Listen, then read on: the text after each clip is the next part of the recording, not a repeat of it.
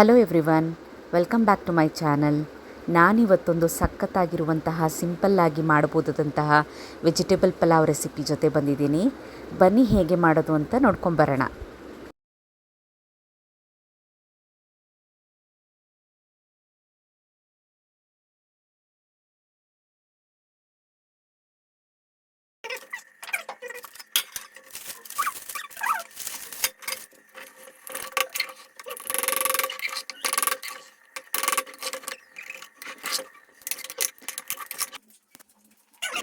ಮೊದಲಿಗೆ ಅದಕ್ಕೆ ಮಸಾಲೆ ರುಬ್ಕೊಳ್ಳೋಕ್ಕೋಸ್ಕರ ಒಂದು ಮಿಕ್ಸಿ ಜಾರಲ್ಲಿ ಒಂದು 4-5 ಗೋಡಂಬಿ, ಕಟ್ ಮಾಡಿಟ್ಟಿರುವಂತಹ ಕೊತ್ತಂಬರಿ ಸೊಪ್ಪು, ಸ್ವಲ್ಪ ಪುದೀನ, ಹಸಿಮೆಣಸಿನ್ಕಾಯಿ ಒಂದು 4-5, ಸ್ವಲ್ಪ ನೀರು ಹಾಕಿ ಚೆನ್ನಾಗಿ ಅದನ್ನು ಗ್ರೈಂಡ್ ಮಾಡ್ಕೊಳ್ಳಿ.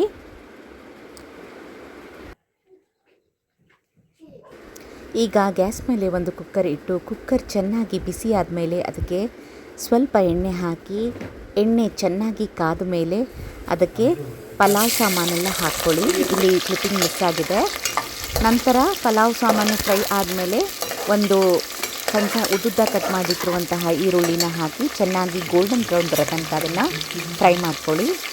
ಈಗ ಈರುಳ್ಳಿ ಫ್ರೈ ಆದಮೇಲೆ ಅದಕ್ಕೆ ಸ್ವಲ್ಪ ಶುಂಠಿ ಬೆಳ್ಳುಳ್ಳಿ ಪೇಸ್ಟನ್ನು ಹಾಕಿ ಅದನ್ನು ಸಹ ಹಸಿ ವಾಸನೆ ಹೋಗೋ ತನಕ ಅದನ್ನು ಚೆನ್ನಾಗಿ ಫ್ರೈ ಮಾಡ್ಕೊಳ್ಳಿ.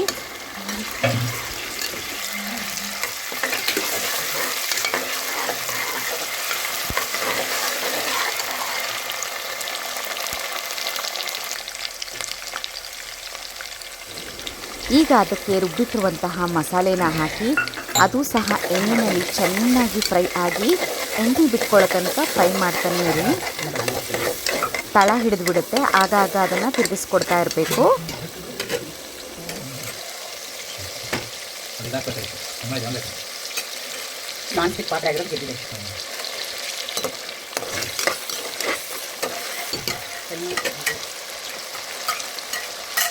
ನೋಡಿ, ಈಗ ಮಸಾಲೆಯಿಂದ ಎಣ್ಣೆ ಸೆಪ್ರೇಟ್ ಆಗ್ತಾ ಇದೆ.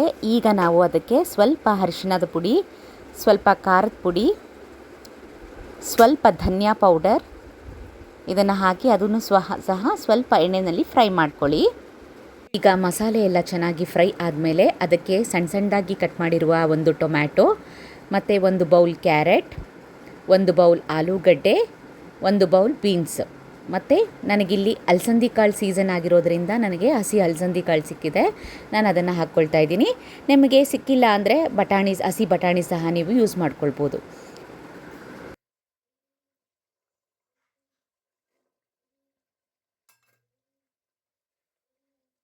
ನಿಮ್ಮ ರುಚಿಗೆ ತಕ್ಕಷ್ಟು ಉಪ್ಪು ಈಗ ಹಾಕ್ಕೊಳ್ಳಿ. ತರಕಾರಿ ಬೇಯಬೇಕಲ್ವ, ಅದಕ್ಕೋಸ್ಕರನೇ ಉಪ್ಪನ್ನ ಈಗಲೇ ಆ್ಯಡ್ ಮಾಡಿಕೊಂಡು ಚೆನ್ನಾಗಿ ಮಿಕ್ಸ್ ಮಾಡಿ, ತರಕಾರಿ ಎಲ್ಲ ಮಸಾಲೆನಲ್ಲೇ ಚೆನ್ನಾಗಿ ಸ್ವಲ್ಪ ಹೊತ್ತು ಬೇಯಬೇಕು.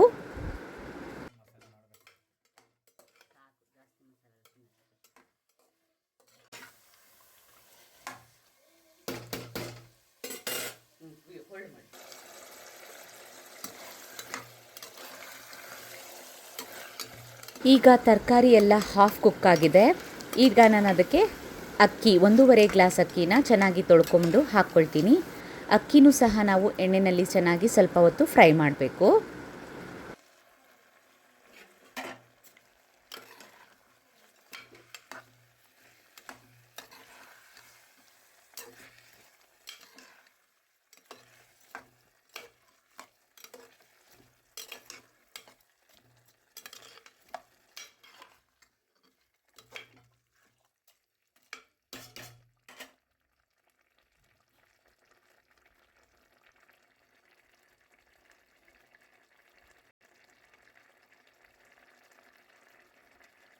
ಈಗ ಅಕ್ಕಿ ಜೊತೆ ಮಸಾಲೆ ಎಲ್ಲ ಚೆನ್ನಾಗಿ ಹೊಂದ್ಕೊಂಡಿದೆ.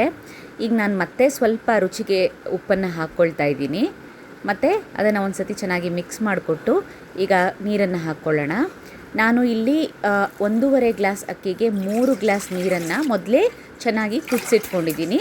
ನಾವು ಈ ರೀತಿ ಬಿಸಿನೀರು ಯೂಸ್ ಮಾಡೋದ್ರಿಂದ ನಮಗೆ ಅನ್ನ ಉದುರುದ್ರಾಗಾಗಿ ಸಾಫ್ಟಾಗಿರುತ್ತೆ. ನೀವು ಈ ಟಿಪ್ನ ಒಂದು ಸತಿ ಯೂಸ್ ಮಾಡಿ ನೋಡಿ.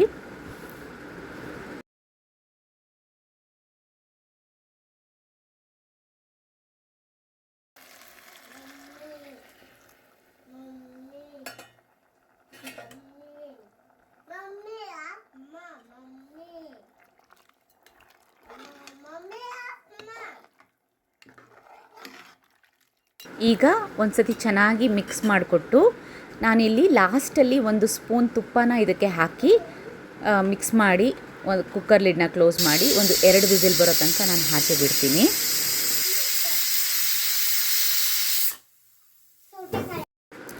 ಈಗ ಕುಕ್ಕರ್ ಪ್ರೆಷರೆಲ್ಲ ಹೋದ್ಮೇಲೆ ಲಿಡ್ಡನ್ನು ಓಪನ್ ಮಾಡಿ ಮತ್ತೆ ನಾನು ಇದಕ್ಕೆ ಒಂದು 2-3 ಸ್ಪೂನು ತುಪ್ಪನ ಹಾಕ್ಕೊಳ್ತೀನಿ. ಹೀಗೆ ಮಾಡೋದ್ರಿಂದ ನಾವು ತುಪ್ಪದ ಫ್ಲೇವರು ಲಾಸ್ಟಲ್ಲಿ ನಮಗೆ ಹಾಗೆ ಸಿಗುತ್ತೆ, ತುಂಬ ಟೇಸ್ಟಿಯಾಗಿರುತ್ತೆ. ಒಂದು ಸತಿ ಫ್ರೈ ಮಾಡಿ ಈ ಥರ.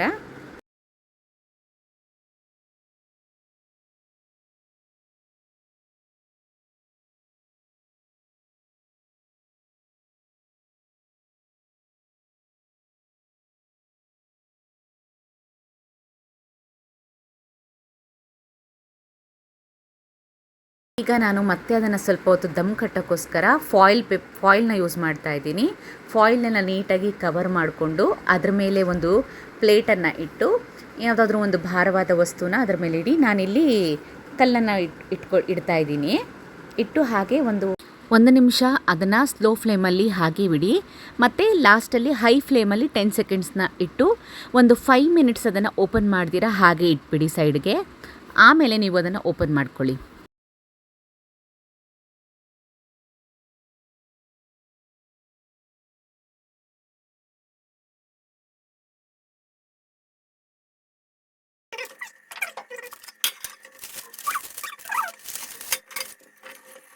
ನೋಡಿ 5 ಮಿನಿಟ್ಸ್ ಆದಮೇಲೆ ನಾನು ಓಪನ್ ಮಾಡ್ತಾ ಇದ್ದೀನಿ, ಹೇಗೆ ಕಾಣಿಸುತ್ತೆ ಅಂತ. ಈಗ ತುಂಬ ಚೆನ್ನಾಗಿ ಸಾಫ್ಟಾಗಿ ಉದುರಾಗಿ ಆಗಿದೆ, ತುಂಬ ಕಲರ್ಫುಲ್ಲಾಗಿ ಕಾಣಿಸ್ತಾ ಇದೆ. ನೀವು ಒಂದು ಸತಿ ಇದನ್ನು ಟ್ರೈ. ನಾನು ಹಾಗೆ ಇದರ ಜೊತೆ ಕಾಂಬಿನೇಷನ್ ಆಗಿ ರೈತನ ಮಾಡ್ತಾಯಿದ್ದೀನಿ. ರೈತ ಮಾಡೋಕ್ಕೆ ನೋಡಿ ಒಂದು ½ ಲೀಟರ್ ಮೊಸರನ್ನ ತೊಗೊಂಡು ಅದು ಸಣ್ಣದಾಗಿ ಕಟ್ ಮಾಡಿರುವಂತಹ ಈರುಳ್ಳಿ, ಸಣ್ಣದಾಗಿ ಕಟ್ ಮಾಡಿರುವಂತಹ ಸೌತೆಕಾಯಿ, ಸ್ವಲ್ಪ ಉಪ್ಪು, ಕೊತ್ತಂಬರಿ ಸೊಪ್ಪು, ಪೆಪ್ಪರ್ ಪೌಡರ್ನ ಹಾಕಿ ಚೆನ್ನಾಗಿ ಮಿಕ್ಸ್ ಮಾಡಿ ಸ್ವಲ್ಪ ಕನ್ಸಿಸ್ಟೆನ್ಸಿಗೆ ನೀರನ್ನು ಹಾಕಿ ಮಿಕ್ಸ್ ಮಾಡಿದ್ರೆ ನಿಮಗೆ ರೈತ ರೆಡಿ ಆಗುತ್ತೆ. ಈಗ ಇದನ್ನು ನೀವು ಅನ್ನದ ಜೊತೆ ತಿಂದರೆ ಸಖತ್ತಾಗಿರುತ್ತೆ. ಅಲ್ಟಿಮೇಟ್ ಕಾಂಬಿನೇಷನ್ ಇದು. ನೀವು ಒಂದು ಸತಿ ಈ ರೆಸಿಪಿನ ಟ್ರೈ ಮಾಡಿ ಹೇಗಿತ್ತು ಅಂತ ನನಗೆ ಕಮೆಂಟ್ಸಲ್ಲಿ ತಿಳಿಸಿ.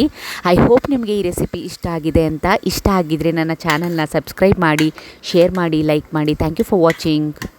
See you in the next video.